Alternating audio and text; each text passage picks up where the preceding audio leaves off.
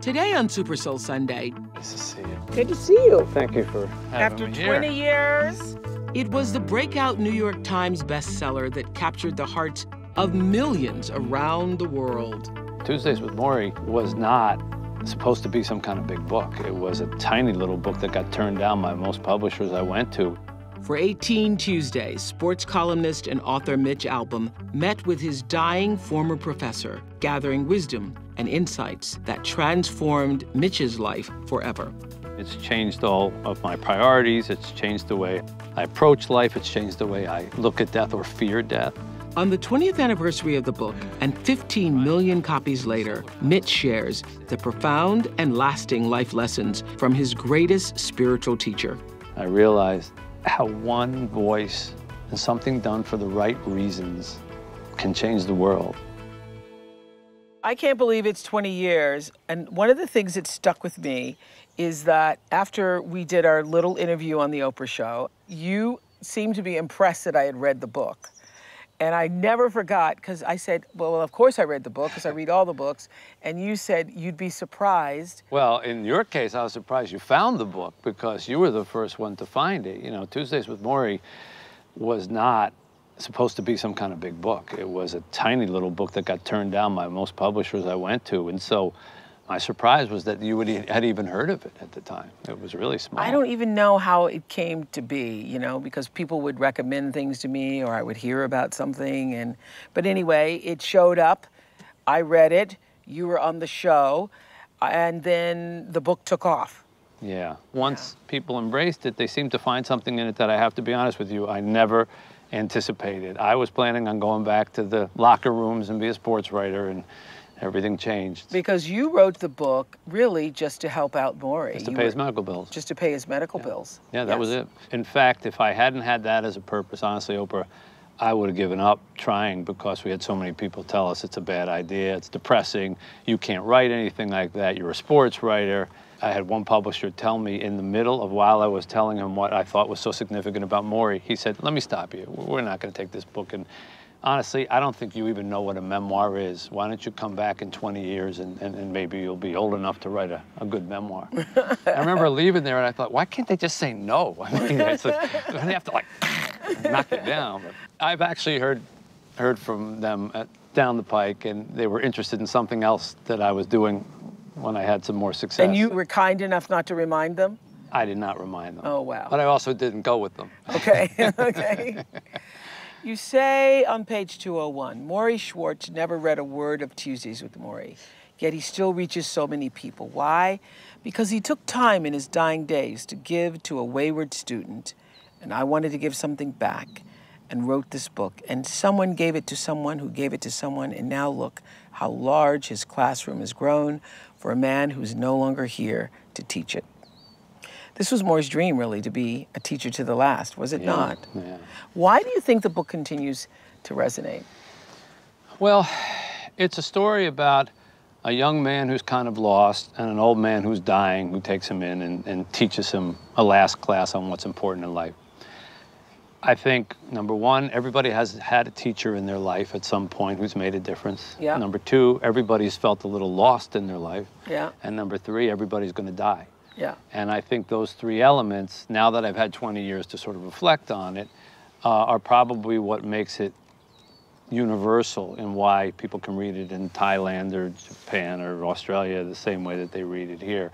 It wasn't me, it was what Morrie said and what Morrie did that became an embraced lesson. And I think it's also because you were a student. You were a student. We've all had that moment where you really are connected to someone and you say, I'm going to stay in touch, and then life happens and you don't. Yeah.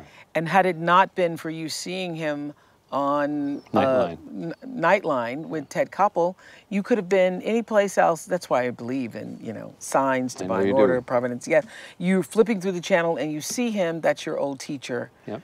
You make a decision to go back and visit him. Well, you're giving me too much credit. I made a decision to make a phone call. He made the decision to have me come back and see him, because when I was in college, I used to call him Coach, you know, sports affectation, I coach, whatever. And I think I had forgotten about that. And when I dialed his number, just to have one phone call to ease my conscience, the first thing he said to me was, how come you didn't call me Coach? And I felt so bad that, you know, I ended up going to visit him once because guilt is a very powerful motivator. Yeah. And then one visit turned to another and another and another, and all the Tuesdays he You had know what? left. I just reread it, and the thing that impressed me is in the very beginning, when you go to visit him for the first time, you see this old man in the chair out front, and you're on the phone. You see him see you, and then you bend down to pretend like you're getting something off of the floor. And I hid underneath the dashboard finishing that conversation. It was with ESPN, because at that point in my life, work came first and everything else could wait, even a dying old man, which is a terrible thing to have to look back on in your life and say you did, but I did, and I say it and I wrote about it because I know there's some people out there, if they were in the same situation, they'd be on the floor also finishing that conversation. That, well, not only that I don't see you, or pretending that whatever it is can wait. Yeah. Yeah. Yeah. So Bad what move. struck you after that first meeting that made you come back? What struck me was he didn't ever really ask me about like my accomplishments, which is what everybody was talking about in the, you know, in that point in my life. Like, what are you doing? What are you earning? Where are you? What's your popularity? He never asked me anything like that. He just said, are you happy? Have you found somebody to share your life with? He was so calm, and yet here he was in a wheelchair. He could barely move at that point, and yet he never complained. He talked about how wonderful it was after the Koppel program. All these people were getting in touch with him, how great it was to see me. And when the meeting was over, I said to myself, you're 37 years old, you're perfectly healthy. He's 78 years old and dying. And he seems 10 times more content and at peace with his life than you are. Yeah. There's something the matter with this picture. And that's what led me to go back to try to get the answers to what was it that he knew facing death that put everything into perspective and I didn't have. Did it start out being what it later became, those Tuesday visits? Was it intentional that he was sharing what it means to die? I think when you have ALS and you know your time is limited, all of your conversations are going to be informed by the fact that you're dying. Yes. And all of your philosophies are going to be informed by the fact that you're dying. Yeah. So there wasn't anything that he said that didn't at some point contain the sentence, when you get to where I am, and you will get to where I am, you know, like that. And so no matter what we talked about, marriage, money, youth, whatever, it was always through the eyes of someone who really recognized he was dying. And I think that's what's most precious about Tuesdays with Morrie, because most of us don't really believe we're going to die. You know, we know intellectually we're going to die, but we don't feel it. We don't face it every day. When that day comes, are you prepared to say, okay, I'm ready because I've lived my life the way I want to live it? And very few people I know, myself included, especially at that point, could answer, yes, I'm ready. We'd all say, no, no, no, not yet, not yet. Yeah. Give me more time. Give me more time. Yeah. Yeah. When in fact, every day, that is what has happened every day of your life, is that you've been given more time. That's right. And Morrie seemed to understand that. Well, he certainly did once his time was up. And that's why he called ALS his horrible, wonderful disease. Horrible for all the obvious reasons. You can't move, you need someone to carry you from place to place. He faced up to it, and then he realized his body was just a carton he was shipped in. That wasn't who he was. And he began to teach from the soul. Well, I mean, the book is filled with so much wisdom, but one of the things that struck me, I think when we spoke years ago, was the lesson of forgive everybody, everything. I remember telling you that because you said, I have a little problem with that one. I got to get past that. Now, that was 20 years ago. Yeah. Have you changed your view I on it? absolutely have changed my view on it. Okay. And he was absolutely right. Yeah. Because what I learned is that you don't forgive for the other person, you forgive to free yourself. Right. That's right. Yeah. Because anger is a dual-edged sword. That's and right. It sticks in you. It's a poison that you're giving to yourself regularly. You know what? The reason I remember that so much is because I saw Morrie cry many times, Oprah, but I never saw him cry as hard as he did when we talked about that, because he was talking about a friend who he'd had some little quarrel with, and they lost touch, and then he found out just recently that the guy had died from cancer. And he said, Mitch, I never had the chance to make it up to him. Why did I let that stupid conversation separate us for all these years? It means nothing to me now, nothing, nothing. And he was crying, you know, like from the solar plexus tears. And he said, if there's anyone you love or you care about and you're fighting with or feuding, let it go. If you're 100% right, they're 100% wrong, say you're wrong.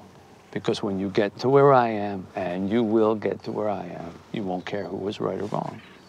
And I have learned that lesson. Yeah. I have. I forgive everyone, everything. I don't hold grudges. I can get mad, you know, like everybody else, but I recognize time is short, and that might be the last conversation you have with them. Tuesdays with Morrie made me stop and listen to people and actually hear more than the little meaningless conversations that I have been having. What would you say to that self-absorbed young kid that was yourself? Back then? Yeah, what would you say today?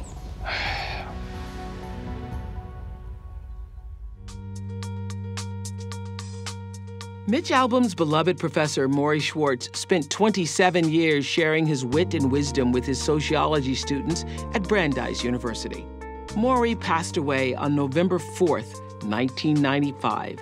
His legacy lives on through his wife, Charlotte, sons Jonathan and Robert, and of course, the thousands of students and millions of readers he impacted along the way. Another thing that he said that struck me too was about the culture, like not buying into the culture, which I'm sure if he were around today, he would be amazed, stunned, overwhelmed by how much we have leaned in and bought into the culture. That's right. Yeah. He didn't. He lived his life, you know, kind of on the fringes. He didn't watch a lot of television, a black and white television set. He had discussion groups in his house instead of going to the movies. And don't buy the culture means, if the culture tells you you have to be rich, the culture tells you you have to be thin, the culture tells you you have to buy a certain kind of car, you have to work a certain way, or you're not, if you haven't made your first million by the time you're 24 in a tech company, there's something the matter with you. And it takes an incredible amount of strength to disconnect from that because everybody around you is connected to it and say, I am not going to follow those values.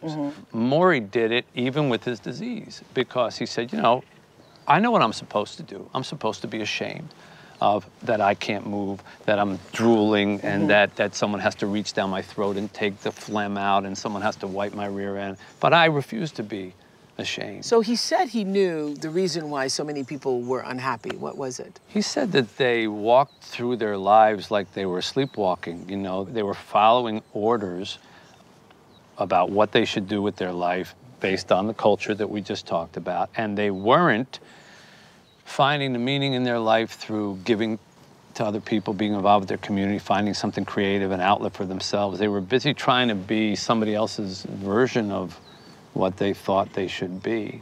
And he ended up describing not only me, but an awful lot of people that I knew at that time. And I think he's right. And I think America, unfortunately, we have a lot of people who are kind of sleepwalking through. And then we get to the end and we're like, whoa, that can't be it. Wait a minute, I need... And that's why I believe certain crises, challenges show up in your life as an opportunity to wake up. That's right. Actually. That's right. And sometimes a setback, a disease, a heart attack, a firing from a job, a loss, always some kind of loss, can end up being a great gain. I actually think the divisiveness that we're now experiencing in our culture between everybody, the us versus them versus us versus them versus, is a wake-up call for society. It's an opportunity for everybody to step into the best of their being and to show up. It's hard to say, you know, okay, I get where you're coming from, but I'm going to take the higher road and I'll be the nicer person. So tell me, he talked also about this value of family and how without family and a connection to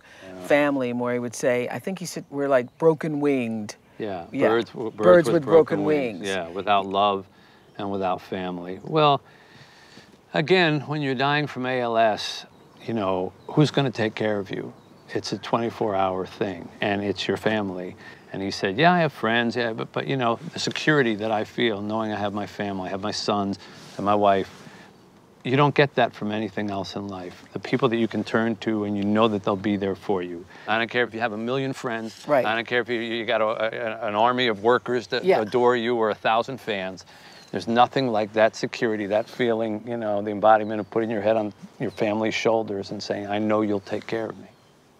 And so this principle of family and loving something that's bigger than yourself, you took that and created an orphanage in Haiti. Well, I took Would that have happened had you not been with, it would never have happened, right? I wouldn't have even found out where Haiti was. I mean, come on, unless they had a basketball team, you know, that would have been it.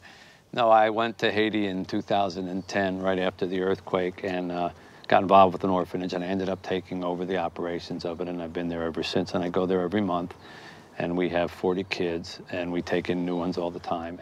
It is the embodiment of what Morrie said about family and children. There was a moment where he said, you know, there will be no experience in your life like having children, none. And no matter what else you do, no matter how many friends, it's the fact that someone depends on you totally and needs you and you have to guide them. He said there won't be anything like that in your life. And my wife, Janine, and I did not have children of our own. We married kind of late in life to do that. But I feel like I've been given 40 children now. Kind of, you know, I'm tired. I'm a lot more tired than a young parent. But raising them and watching them grow and hearing them call or send messages up and Mr. Mitch, can we do this? Or Mr. Mitch, can we do that? Or whatever, is exactly what he said. He was so right about the value of children in your life, and especially children who are poor and who need you, you know, to get by. It is just so unfortunate that he never lived to read it or to know about it and to know of his influence, which is remarkable for me because it speaks to the power of a soul. Yeah. One soul. One soul. One soul touches one. Touches one, which touches one, which and somebody else and goes on. The ripples in the pond that go on and on. When I was a sports writer and just a sports writer, if someone wanted to talk to me in an airport, they, hey, you're Mitch Albom. Who's going to win the Super Bowl? And I'd say, the Patriots. And I keep going, you know. And all of a sudden, after Tuesdays with Morrie, someone would say to me, you're Mitch Albom. I say, yeah. My mother died of cancer, and the last thing we did was read Tuesdays with Morrie together. Can I show you a picture? Can I talk to you about? Well, you can't say Patriots and keep going. You stop, and that's when it began for me. Was Tuesdays with Morrie made me stop and listen to people and actually hear more than the little, you know, meaningless conversations that I have been having. Each one of them has a sad story. Somebody is suffering. Somebody just lost somebody. Somebody's going home to take care of their sick mother. Somebody's dealing with a dying child. And I became sensitized to that. And once you do, you can't close your eyes to it anymore. Yes. And how has that impacted you? I mean, you're not the same man who went in that first visit or multiple visits later. You're not the same man. No, I mean, it's impacted me in many ways, completely. I mean, it's changed all of my priorities. It's changed the way I approach life. It's changed the way I look at death or fear death. But I don't want to present myself like some kind of finished product of Morrie's class. That would be incorrect and way too complimentary. Sometimes people will come up to me, they've read through something, and say, Morrie, can I ask you? I said, wait. Morrie was the smart one. I was the dumb one, okay? And I'm still the dumb one, so please, not Morrie. But I don't have all the answers. I just have the study guide. And, you know, I try to live my life with those lessons in mind. But, you know, it's a work in progress. I had asked him, you know, we live in a culture that worships youth. I mean, totally worships youth. So I said, how do you keep from envying me my youth? So you start getting all these lessons of wisdom, and then how do those lessons show up in their manifestation in your life? Well, that's multifold. For example, one of the times he said to me, what do you do for your community? I said, what do you mean? He said, charity, what do you do for your community? I said, I write checks. Yeah. He said, anybody can write a check. You have been given a voice, and you need to use that voice for more than just aggrandizing yourself. I always remember that because I never met anyone who used the word aggrandize in a sentence. I had to make sure I knew what it was. And he was right. You know, I had this position, and I wrote a column, and I did radio, and I occasionally was on television. And you were writing about celebrities and... Well, sports heroes and things like that. And I said, you know, I can do more than that. So my column began to change. My books changed. The last sports book I wrote was the one before Tuesdays with Morrie. Every book I wrote since that was, in some way or another, a piece of Tuesdays with Morrie kind of manifested, whether it be a novel or a nonfiction book. So was he afraid of dying? Not at the end, no. He'd had a big ramp up. You know, he had a lot of time to think of it.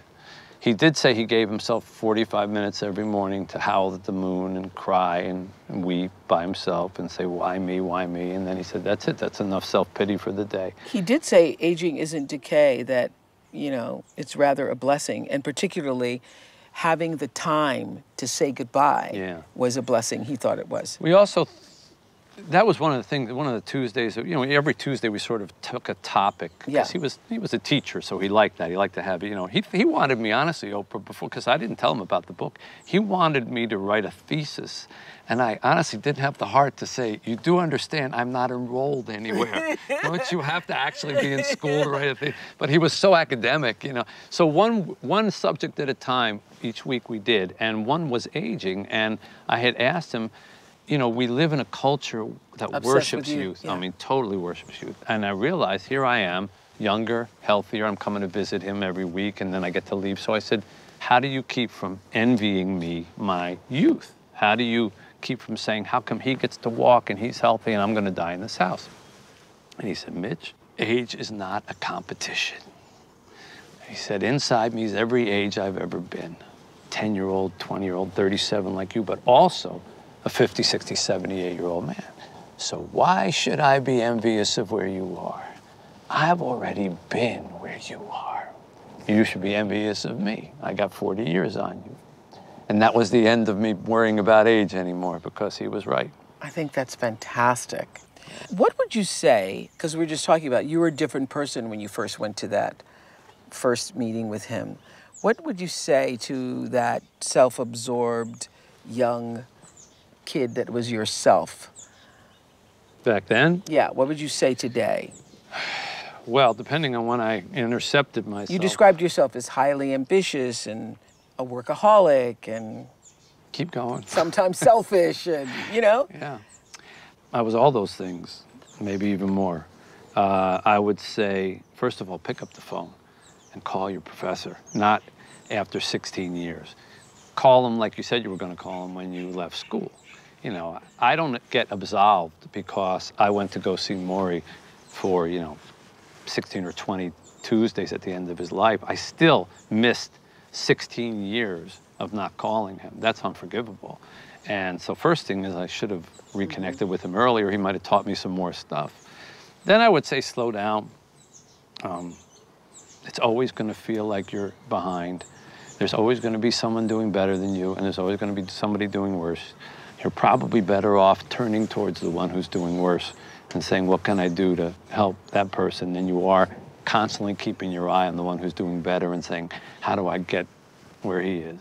You know what's interesting? You say that Morrie always made you feel like a better version of yourself. And when I read that, I think, oh, isn't that just the most generous gift anyone can give to you, to make you feel like a better version of yourself? But don't you find that with people in your life who maybe you knew when you were younger, who were teachers of yours? That's how it was with Morrie.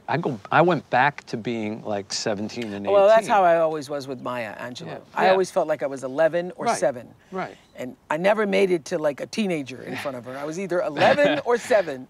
And well, I would 11 or 7 is pretty young. Yeah, I would always revert back to yes, ma'am, yes, ma'am. In her house, I would always feel like I was like a kid again. But she gave you the gift of not knowing everything. Yes. Right? That there was somebody smarter than you. Yeah. And I always knew I was sitting at the table with somebody who was way advanced. And honestly, as I get older, Oprah, that's the thing that I find maybe most heartbreaking about getting older. My mom used to say, the worst thing about getting older is that you watch people that you love go, and you don't want to be the last one around. She said, I don't want to be the last one standing. But I also find that I don't have the old mentors anymore, that people are looking to me. And I want to say, where's my Morrie? Where's my mom? You miss having older, wiser people who you can turn to. And that's what Morrie made me feel like when I was visiting him during that time, like I was a student again. I wasn't a know-it-all. I hadn't done all this. I got like a do-over. I got to be back behind a desk and ask questions and learn again. And I think the great teachers in our lives always do that to us. Coming up, Morrie's most meaningful lesson. And he said, why would I ever take from people like that? Taking just makes me feel like I'm dying. Giving makes me feel like I'm living. I never forgot that.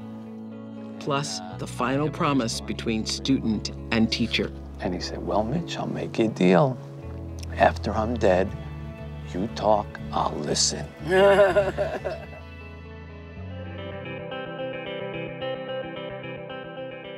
Inspired by his former professor, Morrie Schwartz, author Mitch Albom has made it a personal mission to give back to his hometown community of Detroit. Mitch has established 9 charities throughout the area, focused on assisting needy families with everything from housing to healthcare to education. I think of all the lessons that he shared with you, I read where giving is living was one of the ones that impacted you the most. It is. It is. I still remember exactly why he told me that, because I used to watch other people go in to visit Morrie, and they would frequently have like a plan. Like, I'm going to tell him funny stories. I'm going to show him pictures. I'm not going to talk about his death. I'm not going to talk about illness. And they'd go in, the door would close. They'd come out an hour later in tears. But they'd be crying about their divorce, their love life, their job, whatever. And I said, what happened? They said, well, I don't know. I went in to try to cheer him up, but after a couple of minutes, he started asking me about my life, and then I opened it up. He made everybody feel a better version of and themselves. And he cheered them up. So I went to him, I said, I don't get it. You know, you've hit the mother lode of sympathy here. You're dying from ALS. You can say, let's not talk about your problems, and you can be justified. Why don't you do it? And he looked at me as if I was an alien, and he said, why would I ever take from people like that? Taking just makes me feel like I'm dying. Giving makes me feel like I'm living. I never forgot that. It also rhymes, so it's easy to remember. Money is not I love this. Money is not a substitute for tenderness, and power is not a substitute for tenderness. I can tell you, as I'm sitting here dying, when you most need it, neither money nor power will give you the feeling you're looking for, no matter how much of them you have. Yeah. Because there's something so intimate and comforting about tenderness. Did that have a profound effect on the way you're living your life now? Yeah. Well, absolutely. I've had, not just Morrie, I've had many examples in life of how money does not comfort you. And even after selling 15 million copies around the world? Well, even after selling, and other successes too, it doesn't make a whit of difference in your comfort, in your tenderness, in your anything. I always say, think about those movies where somebody's dying and everyone gathers around to hear his last words. Does he ever say with his dying breath, bring me the big screen television set? You know, it's never that, right? Yeah. Well, why do we think, like, you know, when you're dying, and I watched it with Morrie, he had nothing in the room that could be called status. He never counted his money. We're all going to be like that. When you get to that last drop of sand through the hourglass, everything that you own is of no comfort to you. That's right. It's not even in the room with you. It's in some bank or in the garage or the summer house. The only thing that makes you feel worthwhile or comforted is people and the people you love, and that they can be with you holding your hand or something and saying goodbye. And their tenderness. And their tenderness. And their tenderness. And that's never going to come from a thing or a dollar bill. Do you still, are you in contact with his family? Oh, yeah, sure. His wife, Charlotte, is doing well. She's in her 90s, God bless her. His 2 sons. Maybe the most significant lesson I thought of our whole Tuesdays with Morrie was the last one. And I've kept my promise on that, because Morrie said to me, I want to ask you a favor. This was the last visit. And I said, anything. He said, well, after I die, come visit me at my grave. I said, okay, I was going to do that. He said, not the way everybody else does. Don't leave the car running. When you get out, you put the flowers down, you get back in. Come when you have time and sit and talk to me. Bring a sandwich, bring a blanket. And I said, you want me to talk to you, like talk to the air? He said, just like we're talking now. And I said, but it won't be like we're talking now because you won't be able to talk back. And he looked at me as if I were being very naive. And he said, well, Mitch, I'll make you a deal. After I'm dead, you talk, I'll listen. And I have always gone to his grave when I go to Boston. I do sit there, I do talk to him. Did you bring a sandwich? No, because I think they would arrest me, actually. And I don't think that's allowed in a cemetery. But what I realize, Oprah, is that what he was saying was, you know, death ends a life, but not a relationship. Yeah, I was just going to go to that, yeah. But you have to invest in that relationship while you're here if you want it to go on. You can't have conversations with people who are gone if you didn't have conversations with them when they were here. You can't imagine a conversation with someone who was working all the time, but you can remember every time you ate popcorn together while you were sitting around the living room, or you put the Christmas tree up or whatever. All those little memories, all those times that you give of yourself. You do remember the tendernesses. That's right. Yes, you do remember. It stays inside you. Yes. How did it change your own idea of death and dying for yourself?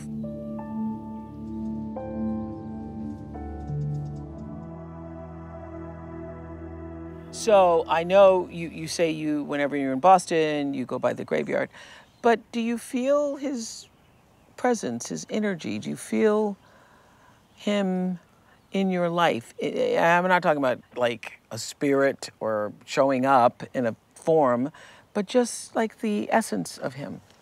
Sure. Yeah. I feel, well, first of all, there's not a day goes by that somebody doesn't say the name Morrie to me in some way. Yeah. Red Tuesdays with Morrie, love your thing about, here's my Morrie. People will take out their wallets and pull out a teacher of some kind, an older person. So the world reminds me, but the same way that the people in your life, your mother, your best teachers, always live in your heart and you hear their warnings when you're about to make a decision, I hear Morrie's. I hear it all the time. And I hear Morrie's voice more and more as I get older because I am now closer to his age than I was to mine when I went to visit him. And I've crossed that barrier, the age that he died. Mm-hmm. And death becomes very real to me, and I've seen it, you know, in a lot of different cases. So I have to think about it every day, and I think about him when I do.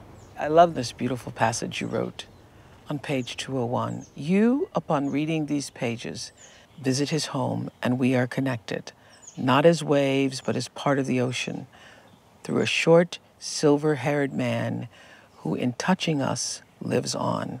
I can think of no better legacy for my old professor. Yeah.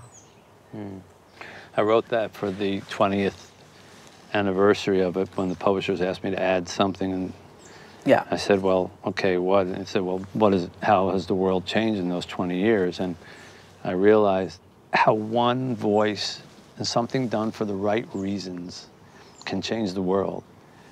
Morrie did not have to give all those Tuesdays to me.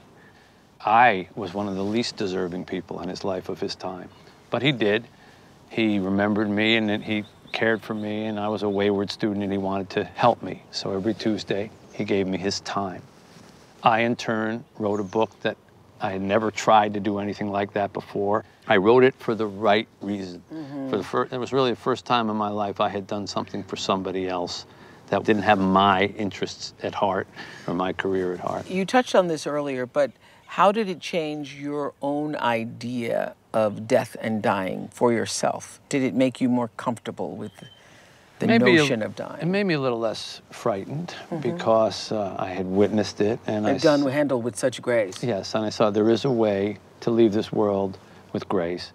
But we don't all get 2 years to die either. Sometimes it's a truck that you didn't see coming. So be prepared and live your life every day as if it could be your last. Now, I can't say I've been successful with that every day of my life, or even the majority of them, but it is a ringing sound in my head saying, this could be the last one.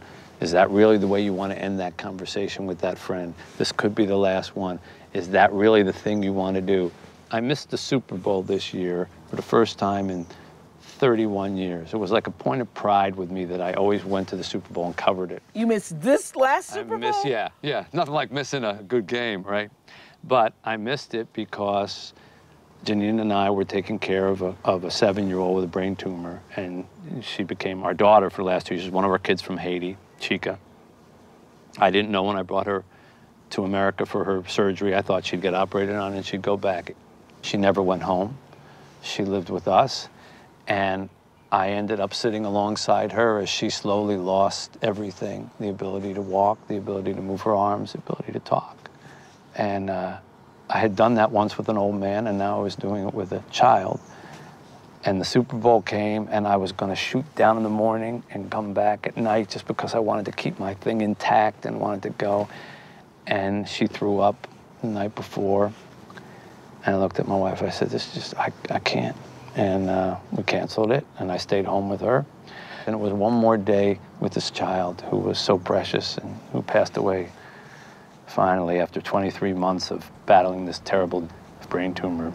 But one of the things that struck me about a story I heard about your and Janine's taking her in as your daughter, that there was a moment when she was there and she was singing. You all heard singing. Yeah. And, you know, in spite of everything that was going on with her, she's just singing out loud, "I'm a child of God." A prayer, yeah. The kids in Haiti at our orphanage sing this prayer every night as part of the devotion that they do. And we just heard it coming from the room. And she was at this point a year and a half into this terrible brain tumor. And I swear that was a moment where she was just, her and God were connected. And she was saying, I'm no longer a slave to fear, I'm a child of God. I'm no longer a slave to fear. I am a child of God. And on her tombstone in Haiti, that's what we put on it, in Creole and in English. I am a child of God, and she was, and we all are. And when you realize that she didn't look like me, she didn't talk like me, she didn't come from the same country, but I could not have loved the child more. And that we are all connected that way.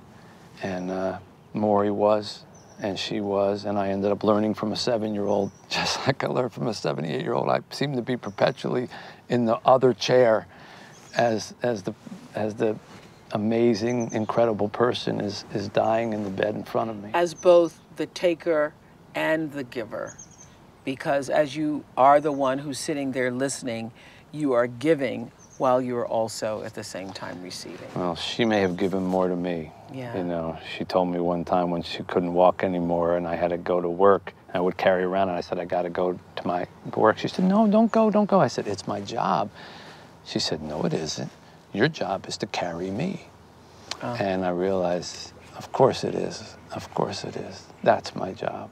And that's all of our jobs in some way or another, is to carry one another. Well, certainly one of your jobs has been to carry this message forward of Morrie's, you know, great desire to let the world know that we can all be better through love. Yeah. Yeah. Yeah, he said, love each other or perish. Love each other or perish. Yeah.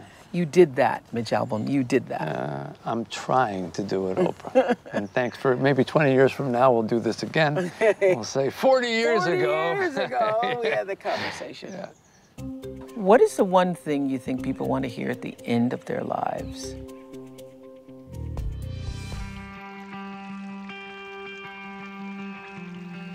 What's the purpose of the soul? To share itself with other people on the planet and recognize that it comes from a higher force and a greater power. Very good. What's been the most difficult choice you've had to make to fulfill your destiny? To take on a dying child, knowing that it probably would not end well, and knowing that I would have to witness maybe the most heartbreaking thing in my life, and doing it anyhow. What do you think is the real hunger of humanity right now? What are we? Meaning. Meaning, yeah. Meaning. Yeah. A sense of purpose, besides just growing older or trying to achieve something. What is the one thing you think people want to hear at the end of their lives? You mattered, you loved and you are loved. I think that's it.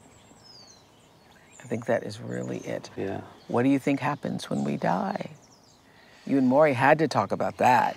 Yeah, Morrie wasn't the best person to ask about that. Most of his life, he hadn't been very religious, and he didn't think much. And towards the very end, he said, I'm negotiating with the angels to see if I get to be one of them. So he had had some kind of an epiphany. But I do think that we go somewhere. I do think that there is something beyond this world. I had an uncle who had a near-death experience and told me that he rose above his hospital bed as they were operating on him, and he saw all his dead relatives waiting for him. And of course, he was a sailor, a World War II guy, and a very grizzled veteran. I said, well, what did you say? And he said, I said, get the hell out of here. I'm not ready for you yet. And they flew away, and he went back into his body. That became the basis of the 5 People You Meet in Heaven. Yeah, that was the book that I wrote was based on that. So he had no reason to lie to me. He wasn't trying to, you know, start a cult or write a book. And so I believe that there's people waiting for us. And I have a long list of people, longer as I get older, who I would like to see again. What is the one question everyone should ask themselves at least once a year? Does this matter? Good. Once a year, once a day, once an hour, does this really matter? And what is the best advice you were ever given and actually followed? That you're only going to have a few really good, really true friends in your life. And if you're really smart, you'll marry the best one. And I did. That's great. Thank you, Janine. That was perfect. Who are you? Hi, I'm Chica. Mary had a little lamb, little lamb, little lamb. Mary had a little lamb, and Christmas cries a snow. And everywhere that